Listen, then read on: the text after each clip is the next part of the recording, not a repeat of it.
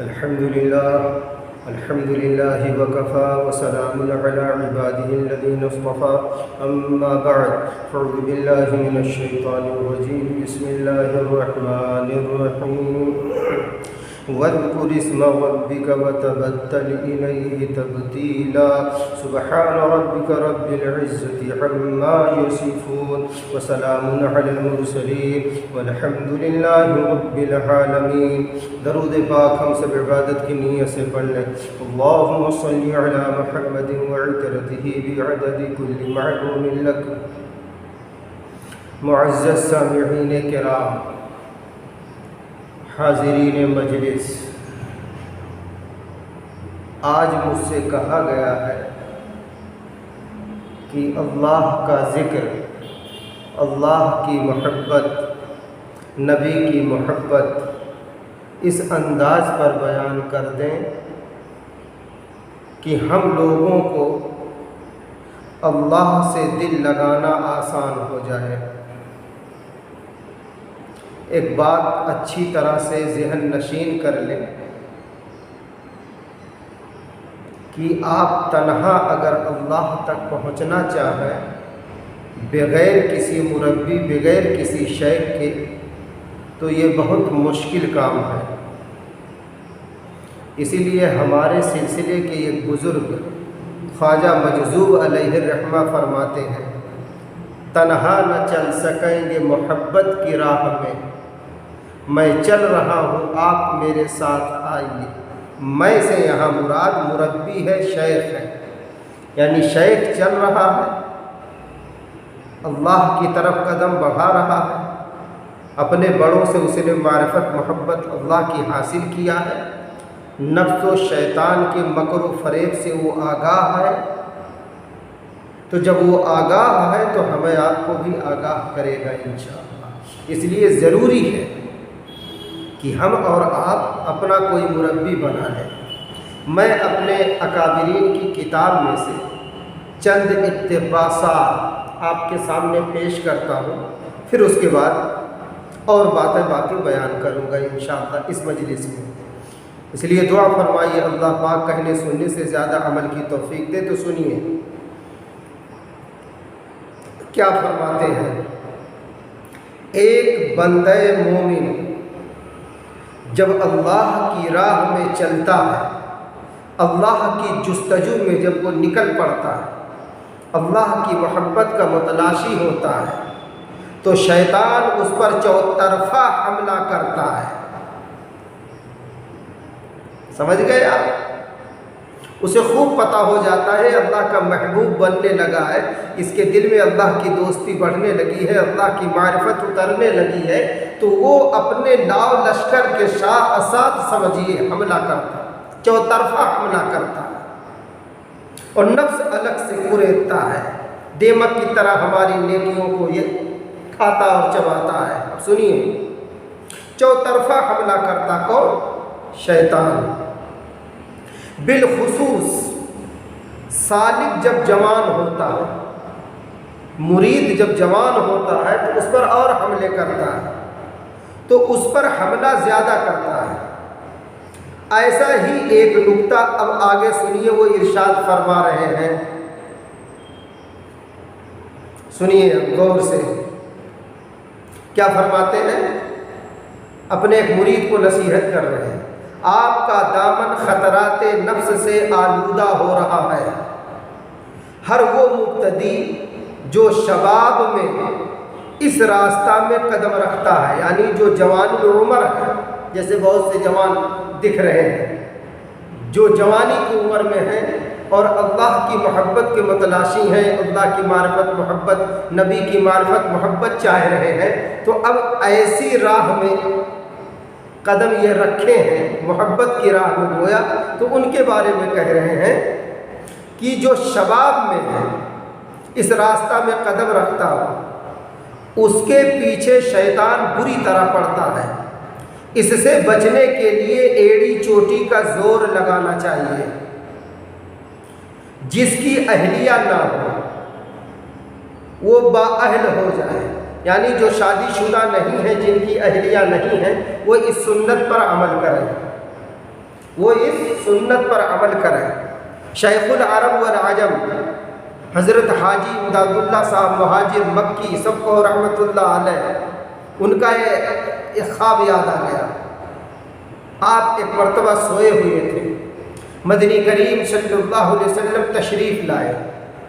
آپ کی عمر اس وقت 50 سال سے زائد ہو گئی تھی۔ آپ عارف باللہ ہو چکے تھے، اچھی طرح اللہ کو پہچان چکے تھے۔ یہ جملہ میں اس لیے کہہ رہا ہوں کہ اس خواب میں مدنی کریم صلی اللہ علیہ وسلم جو بشارت دے رہے ہیں حضرت حاجی صاحب کو، اس سے ثابت ہوتا ہے۔ کیا فرما رہے ہیں پیارے آقا سب کو صلی اللہ علیہ وسلم؟ فرما رہے ہیں عارف کو یہ زیب نہیں دیتا کہ وہ نکاح جیسی سنت نہ اپنائے۔ گویا کہ آپ عارف ہو چکے ہیں، اللہ کو اچھی طرح پہچان چکے ہیں، اللہ کی آپ کو معرفت حاصل ہے، اس لیے اب آپ کو چاہیے کہ نکاح جیسی بڑی سنت پر آپ عمل کریں۔ سمجھ گئے آپ؟ یہاں ایک بات آ گئی، اس نے کہا تو اب دیکھیے، جو یعنی جس کی اہلیہ نہ ہو وہ بااہل ہو جائے، جس کو استطاعت نہ ہو یعنی شادی کرنے کی، نکاح کرنے کی، لیکن تقاضا پیدا ہوتا ہے، شہوت پیدا ہوتی ہے، خواہشات اندر امٹتی ہے، پیدا ہوتی ہے، تو اس کے بارے میں کہتے ہیں وہ صوم داؤدی پر عمل ہو جائے، عامل ہو جائے۔ صوم داؤدی کیا ہے؟ ایک دن آپ روزہ رکھیے، ایک دن افطار، ایک دن روزہ، ایک دن نہ رکھیے، ایک دن ناگا کر کے صوم داؤدی اسے کہتے ہیں۔ آگے سنیے، نظر، تکلم، خلوت، اجنبیات سے خلط ملط سب سے قطعاً احتراز کرے، اگر ناممکن ہو تو تبدیل و انتقال مکان کر لے۔ یعنی اگر ایسی صورت نہ ہو، ایسی پوزیشن نہ بن پاتی ہو کہ تنہائی میں ہم رہ سکیں گے یا ان سے میل ملاپ ہم سے کم ہو پائے گا یا نہیں ہو پائے گا، تو ایسی صورت میں اگر استطاعت اللہ نے دیا ہے تو ایک الگ سے اپنے مکان کا انتظام کر لے۔ اب دیکھیے آگے جو بتا رہے ہیں، غور سے سنیے۔ افسوس انسان کتنے موذیوں کے پنجے میں گرفتار ہے، کتنے خطرناک لوگوں میں، جانوروں میں جو اسے ڈسنے کے لیے تیار ہے، ایسے خطرات میں یہ گھرا ہوا ہے، انسان گرفتار ہے۔ آگے کہہ رہے ہیں میں دعا کرتا ہوں کہ اللہ تعالی آپ کو عصمت کی چادر میں چھپا لے اور نفس و شیطان کے نرغے سے نجات دے۔ یہ حضرت لکھ رہے ہیں اپنے مرید کو۔ اب سالک کی تمنا کیا ہونی چاہیے مرید کی، اور کامیابی کے لیے شرط کیا ہونی چاہیے، ایک بات ان کی اور بتا کے بات پھر آگے لے چلتا ہوں۔ مخلص طالب، سچا سچا مرید، سچا سچا سالک جو ہوتا جب راہ مولا میں چلتا ہے تو اسے عجلت ہوتی ہے، جلدی ہوتی ہے کہ جلد یہ راہ طے ہو اور وہ جلد اللہ تک پہنچے، وہ عجلت کرتا ہے، جلدی مچاتا ہے، اس میں دیر لگتی ہے، تو اس کے دل میں طرح طرح کی تمنائیں سر اٹھاتی ہیں کہ حضرت مجھ پر کم توجہ دے رہے ہیں، اس کو بیٹھا کے 2 گھنٹہ دیکھیے توجہ دیے، مجھ کو آدھے گھنٹہ توجہ دیے، مجھ کو۔ یہ بھی ایک قسم کی شیخ کے ساتھ بے ادبی ہے، گستاخی، اس لیے احتیاط برتیں۔ گونا گوں وہ سازش اسے گھیرتے ہیں، اس حال میں کبھی کبھی وہ مایوسی کا شکار ہوتا ہے، اسی طرح کے مشکلات میں گرفتار۔ اب دیکھیے ایک اپنے مرید کو وہ سمجھا رہے ہیں، اس طرح سے گرفتار ہوا تھا، اب سمجھا رہے ہیں۔ آپ کے خط کے مضامین سے واعظ و نصیحت کے مضمون کو حذف کرنے کے بعد صرف یہی باقی رہ جاتا ہے کہ آپ کی خواہش ہے اور تھی کہ کوئی ایسا قدرتی سیلاب آتا جس سے تمام خس و خاشاک آپ کے صحن دل، آپ کے دل کے صحن میں جتنے غلط وساوس ہیں، خطرات ہیں، اور حریم قلب سے دور ہو جاتے ہیں۔ یعنی کوئی قدرتی سیلاب آ جاتا، یعنی اللہ کی خاص کوئی رحمت ٹپک پڑتی، یا شیخ مجھ پر توجہ ڈال دیتا خصوصی، اور یاد رکھیں شیخ خصوصی توجہ کسی مرید پر اسی وقت ڈالتا ہے جب اس کے دل میں اللہ کی طرف سے القاء کیا جاتا ہے۔ یہ اس مرید کی خوش بختی ہوتی ہے۔ اس پر بہت سے واقعات ہیں، بعد میں بتا دوں گا انشاءاللہ۔ جیسے حضرت خواجہ باقی باللہ رحمۃ اللہ علیہ کا نانوائی تھا، حضرت نے جب اس کی خدمت سے خوش ہو کر فرمایا کیا چاہتا، تو اس نے یہی کہا تھا میں آپ جیسا بننا چاہتا۔ پھر واقعہ بہت لمبا، حضرت نے منع بھی کیا تھا اور یہ بھی کہا تھا کہ میں کتنے برسوں میں یہ نعمت باطنی حاصل کیا ہوں، تمہیں کیا پتا تم یک لخت چاہتے ہو تو برداشت مشکل ہوگی۔ بہرحال نہیں مانا تھا، آگے بہت بعد میں اس پر بات ہوگی انشاءاللہ کہ اس مرید پر خاص توجہ حضرت نے ڈال دی تو وہ نانوائی صرف بعض جگہ لکھا ہے 3 دن زندہ رہا، بعض جگہ اور بہرحال وہ برداشت نہیں کر سکا۔ اس لیے ہمیں کسی معاملے میں یا کسی شے کی نعمت کو دیکھ کر فوراً یہ نہیں کہنا چاہیے کہ حضرت یہ مجھ میں منتقل فرمائے یا مجھ میں کرے۔ اب یہاں سوال یہ پیدا ہوگا کیا شیخ کو یہ اختیار ہے؟ نہیں، زمین و آسمان کا ذرہ ذرہ اسی خالق کا محتاج ہے۔ اسی لیے اللہ پاک کہتے ہیں ان الارض للہ، زمین اللہ کی ہے، آسمان اللہ، سب کچھ اللہ کا ہے، ہم آپ سب اللہ کے ہیں۔ اللہ پاک کس کو کتنا اپنا مقرب بنانا چاہتے ہیں یہ انہیں خوب معلوم ہے۔ اسی لیے کہتے ہیں انک لا تہدی من احببت ولکن اللہ یہدی من یشاء وَهُوَ أَعْلَمُ بِالْمُهْتَدِينَ۔ انہیں پتہ ہے میرے پیغمبر، آپ جس کو چاہیں ہدایت نہیں دے سکتے، ہدایت تو وہ دیتے رہو، کس کو دیں گے یہ انہیں پتہ ہے، ایسے کس کا کتنا فائدہ۔ اب ایک ملفوظ یاد آ گیا، میرے پیر و مرشد حضرت خواجہ مفتی محمد حنیف صاحب رحمۃ اللہ علیہ کا، سنیے۔ وہ فرماتے تھے جیسے روٹی بوٹی مقدر سے ملتی ہے، ایسے ہی بالکل ہمیں اور آپ کو دینی فائدہ بھی مقدر سے ملتا ہے، لیکن جب بندہ کوشش کرتا ہے، مجاہدہ برداشت کرتا ہے تو اللہ پاک اس کو اور زیادہ فائدہ دیتے ہیں۔ اب روٹی بوٹی جہاں جہاں مقدر ہے وہاں اللہ پاک پہنچا دیتے ہیں، وہاں یہاں پہنچوا دیتے ہیں اس کے ذریعے سے۔ ایسے جس عالم کی کتاب سے جتنا فائدہ، جس عالم کی صحبت سے جتنا فائدہ لکھا ہے انشاءاللہ وہ ملے گا۔ ہاں، کوشش کرنے پر فائدہ اور ملتا ہے۔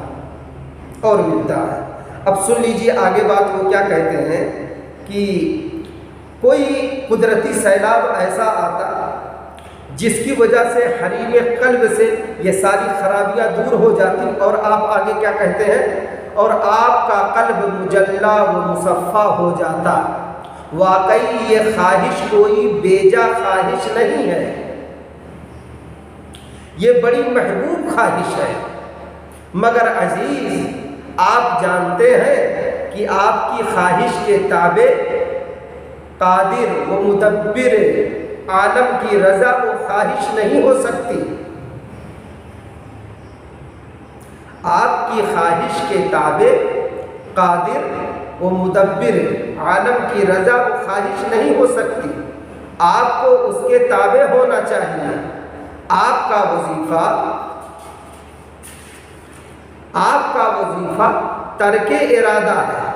جس روز آپ اس منزل پر پہنچیں گے اس روز آپ پر فتح باب ہوگا، یعنی کامیابی کا دروازہ آپ پر کھلا ہوا نظر آئے گا۔ میں ایک ناچیز و نااہل انسان ہوں، پیر و مرشد فرما رہے ہیں تو میرے سالک، میرے پیارے مرید، میں ایک ناچیز و نااہل انسان ہوں۔ آپ نے غلطی سے مجھے اپنا مرکز توجہ بنا رکھا ہے، مجھے اپنی حقیقت معلوم ہے، اپنے ذوق و عجز اور جہالت کا اعتراف ہے۔ ایسی حالت میں میرے برزخ کا آپ کے لیے میزاب رحمت بننا محض فیض ربانی پر موقوف ہے۔ جس وقت فضل رحمانی آپ کے تشنہ دل کی سیرابی چاہے گا، اس وقت میرا واسطہ آپ کے لیے چشمہ فیض ہو جائے گا۔ غور کیجئے گا، یہی بات میں کہہ رہا تھا۔ جس وقت فضل ربانی آپ کے تشنہ دل کی سیرابی چاہے گا، اس وقت میرا واسطہ آپ مریدوں کے لیے، میرا واسطہ، میں یہاں اشارہ اپنے بھی دے رہا ہوں، میرا واسطہ آپ کے لیے چشمہ فیض ہو جائے گا۔ میں نے برسوں بزرگوں کی جوتی سیدھی کی ہے، میں نے بھی 13-14 سال تک حضرت خواجہ مفتی محمد حنیف صاحب رحمۃ اللہ علیہ کی صحبت بابرکت اٹھائی ہے، ان کی جوتیاں سیدھی کی ہیں، جہاں تک ہو سکا سر پہ تیل رکھا، ہاتھ پاؤں دبایا، جانی مالی جو ہو سکا خدمت کیا، اللہ پاک قبول فرمائے۔ اسی لیے یہی دولت، یہی مایا جو ان کے اندر چھپی تھی، وہی لینے کے لیے آگے کہہ رہے جوتی سیدھی کیا۔ مجھے یہی معلوم ہوا کہ حقیقی یا مصنوعی پیر و مرشد کچھ نہیں کر سکتا۔ دونوں لفظ یہاں حضرت نے استعمال کیا، حقیقی ہو یا بنتو پیر ہو، مصنوعی، حقیقی یا مصنوعی پیر و مرشد کچھ نہیں کر سکتا۔ جب قدرت کو کسی کی ہدایت منظور ہوتی ہے تو کسی نہ کسی صورت سے کسی کو آڑ بنا کر فیضان ہو جاتا ہے۔ آپ کا کام ہے زمین تیار کیجئے، یعنی نیتیں درست رکھیے، درد اور ٹیس پیدا کیجئے، یعنی فکر مندی پیدا کیجئے، ذکر و شغل سے قلب کو گرم و نرم بنائیے، اپنے طور پر جس قدر ہو سکے تواضع و خاکساری پر عمل پیرا ہو جائیے۔ جہاں پستی ہوتی ہے پانی وہیں جاتا ہے، جہاں خشکی ہوتی ہے سیرابی وہیں ہوتی ہے۔ اے میرے پیارے مرید، میں آپ کو مایوس نہیں کرتا، صحیح راہ عمل پیش کرتا ہوں۔ یاس و قنوط اسلام کے خلاف ہے۔ انا عند ظن عبدی بھی، اللہ رب العزت حدیث ہے، انا عند ظن عبدی بھی، میں بندے کے گمان کے مطابق فیصلہ کرتا ہوں۔ خدا کے ساتھ نیک گمان رکھو، لمحہ میں وہ خاک کو اکسیر اور مسکوزر کو کر دیتا ہے، کفر کو توحید اور زندگی کو ولی صادق بنا سکتا ہے۔ یہ اللہ کی قدرت ہوتی ہے۔ بہرحال حضرت کے ملفوظات تھے، میں نے آپ حضرات کے سامنے پیش کر دیا ہے۔ پڑھنے میں اگر کہیں جلد بازی میں غلطی ہوئی ہو اسے معاف کیجیے گا۔ اب سنیے، وَاذْكُرِ اسْمَ رَبِّكَ وَتَبَتَّلْ إِلَيْهِ تَبْتِيلًا۔ ذکر تبتل چاہتا ہے۔ جب ہم آپ تنہائی میں اللہ کو یاد کرتے ہیں تو یہ ذکر بہت مؤثر ہوتا ہے، جب اللہ اللہ کرتے ہیں۔ لیکن حضرت نے جیسا کہ ابھی کہا کہ ذکر و شغل سے اپنے قلب کو گرمائیے، اور توبہ کرنے والے کا دل نرم ہوتا ہے۔ تو جب حرارت یہاں محسوس ہو اللہ کی معرفت اور محبت کی، تو ہمیں آپ کو چاہیے کہ اللہ کے حضور ہاتھ اٹھا کر اللہ پاک سے فریاد کریں، اے اللہ ہمیں معاف کر دیجئے، ہم سچی توبہ کرتے ہیں، ہم سچی توبہ کرتے ہیں، ہمیں معاف کر دیجئے۔ کیوں حدیث پاک میں آتا ہے التائب من الذنب کمن لا ذنب لہ، جو توبہ کر لیا ہو ایسا جیسے اس نے گناہ کیا ہی نہیں ہے۔ اور اللہ پاک فرماتے ہیں ان اللہ یحب التوابین، بے شک توبہ کرنے والے کو اللہ پاک پسند فرماتے ہیں۔ یہاں یحب کا لفظ ہے، اہل علم حضرات موجود ہیں، وہ جان سکتے ہیں، وہ سمجھتے ہیں۔ یحب صیغہ مضارع ہے، مضارع میں دو زمانے پائے جاتے ہیں، حال اور مستقبل۔ حال موجودہ وقت، موجودہ زمانہ، اس وقت ہم توبہ کر رہے ہیں تو اللہ پاک ابھی سے ہم سے محبت کریں گے، اور مستقبل میں بھی محبت کرتے رہیں گے انشاءاللہ۔ تو جب قلب میں حرارت، گرمی اللہ کی معرفت محبت کی، نبی کی معرفت محبت کی، اسلام کی حقانیت کی جب محسوس ہو تو ہمیں آپ کو چاہیے کہ ہم آپ اللہ پاک سے اللہ پاک کو مانگیں۔ اسی لیے کہ اللہ والے کہتے ہیں کوئی تجھ سے کچھ کوئی کچھ مانگتا ہے، الہی میں تجھ سے طلبگار تیرا۔ ہے اللہ تجھ سے لوگ پتہ نہیں کیا کیا مانگتے ہیں، میں تجھ سے تجھی کو مانگتا ہوں کہ تو مل جا۔ تو جب ذکر ہم تنہائی میں کریں گے تو یہ ذکر مؤثر ہوگا، گناہوں سے گھن پیدا ہوگی، سنت پہ چلنے کا ذوق شوق پیدا ہوگا، اور عشق و محبت کی انگڑائی ہمارے اندر جب محسوس ہوگی تو اللہ پاک کی ہر دم یاد یہاں بسی رہے گی۔ اور جب اللہ پاک کی یاد بسی رہتی ہے دل و دماغ میں تو انسان کے خیال سے انسان کے دل و دماغ سے تمام برے خیالات نکل جاتے ہیں اور اس کا باطن روشن ہو جاتا ہے۔ پھر جب ایسا بندہ، ابھی جیسے ایک صاحب نے کہا حضرت مجھ پر بھی خصوصی توجہ ڈال دیجئے جیسا کہ آپ نے فلاں پر ڈالی، ٹھیک ہے؟ دیکھو توجہ ہم اس وقت ڈالیں گے جب یہاں کچھ ہو، جب یہاں کچھ ہوتا ہے تو توجہ پر توجہ اثر انداز ہوتی ہے، پتہ چلا کچھ ہے ہی نہیں یہاں تو آپ پر کیا اس توجہ کا اثر ہوگا۔ اس لیے میں بھی محتاج، آپ بھی محتاج، جب وقت آئے گا تو توجہ ڈال دی جائے گی انشاءاللہ۔ ابھی جیسا کہ سنا گیا ہے اللہ پاک جس کے بارے میں چاہتے ہیں فیصلے کرتے ہیں، یہ فیصلے ولایت کے اللہ کی طرف سے ہوتے ہیں، لیکن ہاں ہم بندے ہیں، ہمیں کوشش کرنی چاہیے، محنت کرنی چاہیے، مجاہدہ اٹھانا چاہیے تاکہ ہمیں اور آپ کو بھی اللہ کی قربت نصیب ہو، اللہ کی دوستی نصیب ہو۔ جب اللہ کی قربت اور دوستی نصیب ہوتی ہے، اللہ پاک قرآن میں ایک جگہ کہتے ہیں ان اللہ مع الذین اتقوا والذین هم محسنون، بے شک اللہ پاک ان کے ساتھ ہے، کن کے ساتھ؟ جو نیکوکار ہیں، پرہیزگار ہیں اور جو نیکی کرتے ہیں۔ اب ذکر نیکی ہے، اور جتنا ہم زیادہ ذکر کریں گے گناہوں سے بچیں گے، پرہیزگاروں میں ہمارا آپ کا شمار ہوتا چلا جائے گا، اور جو آپ متقی و پرہیزگار ہوتے چلے جائیں گے اللہ پاک ہمارا ساتھ ویسے ویسے دیں گے۔ اسی لیے قرآن کہہ رہا ہے ان اللہ مع الذین، اللہ پاک اس کے ساتھ ہے، اس کا ساتھ دیتے ہیں، کس کا؟ جو متقی، جو پرہیزگار ہے، جو نیک کام کرتا ہے۔ اب ہم آپ نیک کام کرتے ہیں کہ نہیں؟ ارے نیک کام کی فکر کے لیے ہی تو یہاں اکٹھا ہوئے ہیں، اس لیے دعا فرمائیے اللہ پاک ہم سب کو قبول فرمائے، اور آج کی اس مجلس کو ہم سب کے ولایت کے تاج پہنانے کا ذریعہ بنا دے۔ اللہ پاک ہم سب کو اپنی ولایت کا تاج پہنا دے، اپنا محبوب، اپنا مقرب بنا لے، کہنے سننے سے زیادہ عمل کی توفیق عطا فرمائے۔ یہاں کتاب موجود ہے، جن حضرات کو اگر کچھ چیزیں نہ سمجھ میں آئی ہوں کہ حضرت نے جلدی جلدی پڑھ دیا، کچھ عبارت نہیں سمجھ میں آئی، کچھ سمجھ میں آئی، تو یہاں کتاب موجود ہے۔ یہ کتاب حضرت مولانا اعجاز احمد صاحب رحمۃ اللہ علیہ، شیخ پوری، انہوں نے یہ حضرت میاں چاند شاہ رحمۃ اللہ علیہ اور ان کا خانوادہ تصوف، یہ کتاب کا نام ہے۔